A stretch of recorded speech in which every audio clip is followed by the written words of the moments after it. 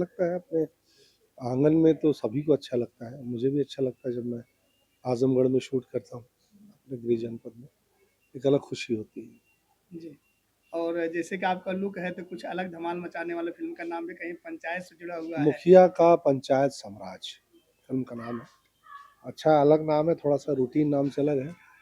और इसके निर्देशक पवन प्रकाश हैं, निर्माता भी वही हैं। तो अच्छी फ़िल्म बन रही है और एक टिपिकल जो दौर चल रहा है, उस दौर से अलग सिनेमा है। इस पॉलिटिक्स पे भी और गाँव की पॉलिटिक्स पे बहुत कम फ़िल्में बनती हैं। सास-बहू की पॉलिटिक्स पे ज़्यादा ध्यान देते हैं। गाँव के पंचायत चुनाव, मुखिया, इन लोग के प्रधान जो हमारे यहाँ प्रधान बोलते हैं, बिहार में मुखिया बोलते हैं। तो उसी के इर्द-गिर्द है ये कहानी का ताना-बाना। जी। तो भैया जैसे कि आप गाँव में भी रहते हैं, मुंबई में भी रहते हैं, थिएटर भी करते हैं, तो गाँव के पंचायत को कितना करीब से देख पाते हैं और इस फ़िल्म में उससे कितना जो है अलग होगा? एक्चुअली मैंने कभी पंचायत चुनाव में हिस्सा लिया नहीं। हाँ, पंचायत का चुनाव जब हुआ है तो मैं कई बार इत्तेफ़ाक से गाँव में रहा हूँ और ये एक ऐसा विषय है जिसको ढंग से हमने एक्सप्लॉइट ही नहीं किया। ये विधायक और सांसद के चुनाव से बड़ा चुनाव होता है उत्तर प्रदेश, बिहार में। मुखिया का चुनाव, प्रधान का चुनाव। मतलब इसको जीतना मतलब बहुत जंग जीतने बड़ी बात होती है, बहुत बड़ी जंग जीत लेना। क्योंकि यहाँ लोग अपना व्यक्तिगत बदला निकालते हैं, हाँ, हमारे गाँव में पड़ोआ बहुत रही ठीक ना करो ना। जब पड़ोसी से झगड़ा बलता है ना प्रधान, दिखाइला इनके बेरी। गाँव के लोग अपना व्यक्तिगत बदला चुकाते हैं प्रधानी के चुनाव में। सांसद और विधायक के इलेक्शन में तो देश की बात होती है, इसमें गाँव की बात होती है। तो यहाँ लोग अब खुन्नस निकालते हैं। जी। तो बहुत टफ होता है प्रधानी का चुनाव, मुखिया का चुनाव। वही विषय इन्होंने लिया है और अच्छा विषय लिया है। तो इस जो फ़िल्म के डायरेक्टर प्रोड्यूसर पवन प्रकाश जी, उनके डायरेक्शन में क्या पहली कहेंगे? बार काम कर रहा हूँ मैं पवन जी के साथ और सबसे बड़ी बात कि बड़ी तैयारी के साथ है ये, बाउंडेड स्क्रिप्ट के साथ है ये। सेट पे स्क्रिप्ट नहीं लिखी जा रही है। हालाँकि ऐसे सीरियस सब्जेक्ट पे ऐसा ही होना चाहिए। कॉमेडी में इम्प्रोवाइज़ेशन की गुंजाइश होती है कि सेट पे चीज़ें बनती हैं। वैसे तो सेट पे थोड़ा-मोड़ा हर फ़िल्म में बनता है स्क्रिप्ट, लेकिन इनके पास बाउंडेड स्क्रिप्ट है और ये स्क्रिप्ट के हिसाब से काम कर रहे हैं और पूरी तैयारी है इनकी अपनी और अच्छी तैयारी है। जी।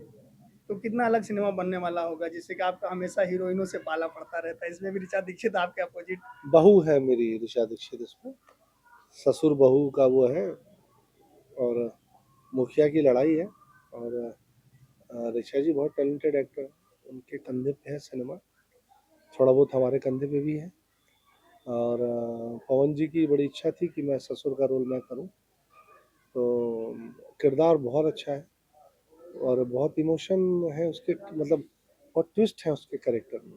ऐसा नहीं कि एक जैसा ही किरदार है, नेगेटिव तो नेगेटिव है, पॉजिटिव है तो पॉजिटिव है। नेगेटिव और positive I mean grey shade में है किरदार ये। जी। और हीरो हैं कुंदन भारद्वाज जी। हाँ, कुंदन के साथ मेरी दूसरी फ़िल्म है। इसके पहले एक फ़िल्म की थी वीरांगना हमने, उसमें काजल थी, कुंदन थे, मैं था।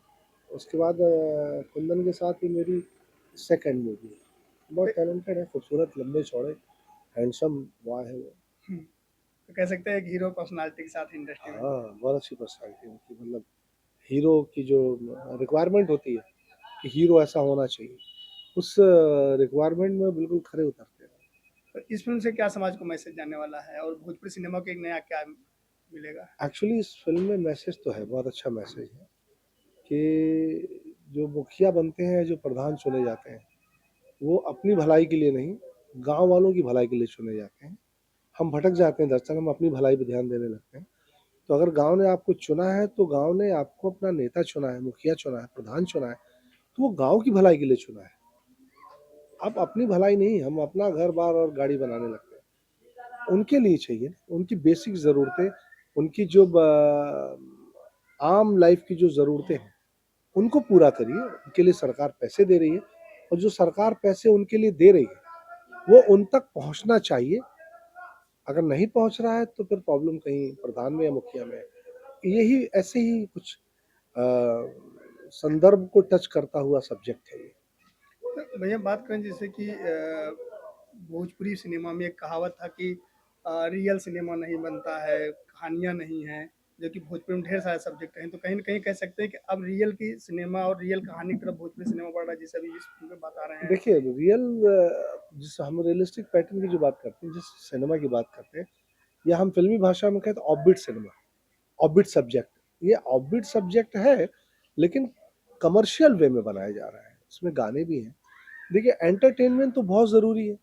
आप कुछ भी बनाएँ, सब्जेक्ट आप कोई भी चुनें, आपका वे ऑफ प्रेजेंटेशन बहुत अलग भले अलग हो, लेकिन फ़िल्म में मनोरंजन होना चाहिए। सिनेमा की पहली शर्त है मनोरंजन। अगर आप मनोरंजन नहीं कर रहे हैं, तो बेकार है। इस फ़िल्म में एंटरटेनमेंट भी है। हाँ, सब्जेक्ट थोड़ा हट के है। भैया चलते-चलते बात करें Pawan Prakash ji as a director, producer Bhojpuri industry में पहली बार फ़िल्म बना रहे हैं, इनके लिए क्या शुभकामना देना चाहेंगे? मेरी बहुत सा ढेरों शुभकामनाएँ पवन जी के लिए, और बहुत कूल आदमी हैं, कूल डायरेक्टर हैं। चीज़ें क्लियर हैं उनके दिमाग में, कन्फ्यूज़न नहीं है। इसलिए बहुत हाइपर नहीं होते सेट, बहुत एग्रेसिव नहीं होते, आराम से कूली काम करते हैं। उनको पता है कि क्या कितनी कटिंग चाहिए। वैसा नहीं करते कि सब भर लो ट्रक में, देखेंगे वहाँ जाके जो चुनना है एडिटिंग पे, वैसा नहीं है। मुझे लगता है उनको एडिटिंग का सेंस भी बहुत अच्छा और डीओपी बहुत अच्छी लेकर आए हैं वो, अनिक राम वर्मा जी, जो कि हिंदी के हैं। ये भी हमारे लिए बहुत लक की बात है कि एक हिंदी के इतने मजे हुए डीओपी हैं, अनिक राम वर्मा, वो इस फ़िल्म में है। प्लस हमारे बलिया वाले दीपक बाबू हैं, पूरा कैमरा रोनिन कंधे पे सँभाले हुए हैं। तो टीम बहुत अच्छी है उनकी, और डीओपी की अंडरस्टैंडिंग बहुत अच्छी है। और सबसे बड़ी बात जो अच्छा लगता है कि अभिनेता को थकाते नहीं हैं, जितना चाहिए उतना ही सीन ले शॉट ले रहे हैं। मैंने कहा ना, वो ट्रक में भर नहीं लेते हैं, बहुत से डायरेक्टर ट्रक में भर लेते हैं। सब वो टेक्निकल वर्ड है थोड़ा सा ही कि पूरा मास्टर ले लो, पूरा क्लोज ले लो, पूरा ओएस ले लो, तो भैया फिर लगाओगे क्या, फिर आपने क्या किया? वो तो एडिटर के लिए आप काम बढ़ा देते हैं।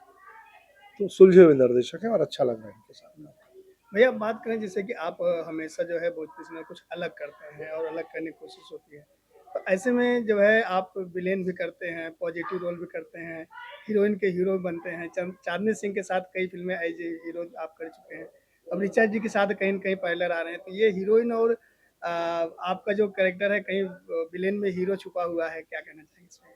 देखिए खलनायक में 2 शब्द में खल है, 3 शब्द तो नायक ही है। नायक, खलनायक, 2 शब्द जुड़ता है बस खल। नायक के काम में खल डालने वाला हो जाता है खलनायक। नायक तो वो भी है, ऐसा नहीं कि उसमें नायक नहीं है, नायक है। तो कभी-कभी मैं वो 2 शब्द जो होते हैं ना खल, वो हटा देता हूँ, तो नायक हो जाता हूँ। और इस तरीके के नायकों पे बेस्ड तो कहानियाँ बन रही हैं, बहुत लोग बना रहे हैं। धीरू यादव बनाते हैं, विशाल वर्मा भी बनाते हैं।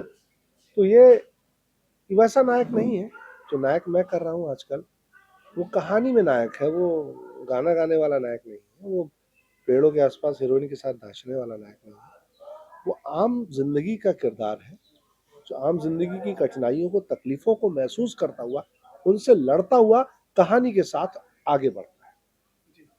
तो ये इस बदलाव को आप क्या देखते हैं? आगे चल के आप अपने आप को एज़ ए हीरो स्थापित करेंगे? नहीं, एज़ अ हीरो नहीं, मैं एज़ एन एक्टर अपने आप को स्थापित करने आया हूँ कि एक अभिनेता के तौर पे मैं स्थापित रहूँ। अभिनेता के कई शेड्स होते हैं। वो एक ठप्पा लग गया था खलनायक का, अभी भी है, और मैं बुरा नहीं बोलता उसको, वो मैंने ही लगवाया, वो बस मेरे ऊपर किसी ने ठप्पा लगाया नहीं जबरी खलनायक का। मेरी इच्छा थी खलनायक बनने की, पर कितना करेंगे आप खलनायक? कितना मार-पीट, आग लगा देना, मार देना, ये सब बहुत होता है ना, हिंसा बहुत देर नहीं होती। तो अब मैंने खुद भी बदलाव किया कि अब मैं कहानियों में ऐसे, और लोगों ने विश्वास किया। सबसे बड़ी बात है कि निर्माता, निर्देशक अभिनेता के ऊपर विश्वास करता है, वो बहुत बड़ा चैलेंज होता है, और आप उसके विश्वास पर खरे उतरें, ये आपकी जीत है। तो मुझे लग रहा है कि मेरी कोशिश या निर्माता निर्देशक का मुझ पे विश्वास थोड़ा कामयाब हो रहा है।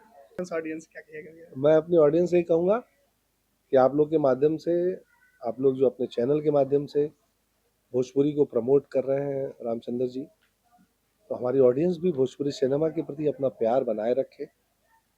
हमारे दर्शक जो इतना प्यार हम कलाकारों को देते हैं, हमारी फिल्मों को देते हैं, बस वो प्यार बरकरार रखिए, वो आशीर्वाद बरकरार रखिए।